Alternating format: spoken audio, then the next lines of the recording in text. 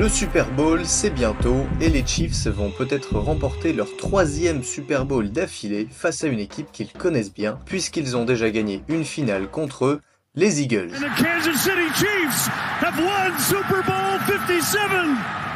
Déjà, ce n'est jamais arrivé qu'une équipe réalise le three-peat en gagnant 3 Super Bowls à la suite. La dernière fois qu'une équipe était proche de le faire, c'était les Patriots, qui avaient gagné 2 Super Bowls en 2003 et en 2004, mais en 2005, ils se sont fait battre en divisional par les Broncos.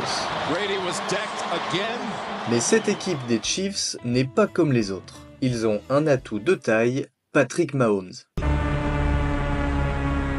Il n'a pas encore 30 ans et c'est déjà l'un des meilleurs quarterbacks de l'histoire de la NFL.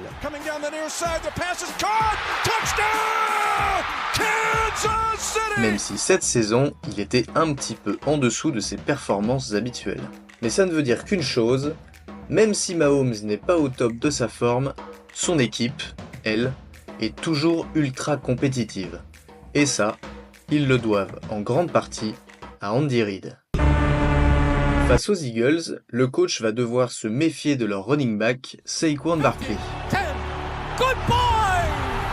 Dans ce match, on va assister à la confrontation entre le meilleur running back actuellement et la deuxième meilleure défense contre la course de la ligue. Dites-moi qui a l'avantage, mais selon moi, les Eagles l'emportent ici grâce à leur incroyable ligne offensive et à leur arme secrète, le touche-push.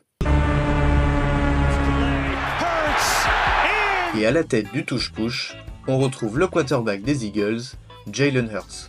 Au moment de sa draft en 2020, peu de gens pensaient qu'il serait capable de mener son équipe 2 fois au Super Bowl, mais il l'a fait. Même si ses stats ne sont pas fulgurantes, c'est vrai, les Eagles, c'est l'équipe qui lance le moins le ballon en NFL.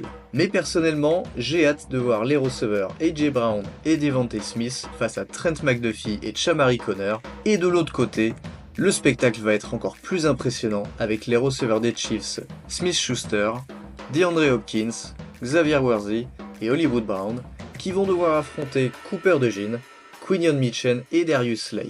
Là aussi, je donne l'avantage aux Eagles.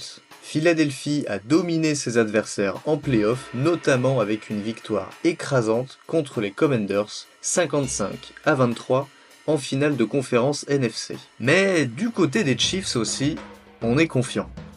Pour la première fois cette saison, ils ont marqué plus de 30 points face à la solide défense des Bills.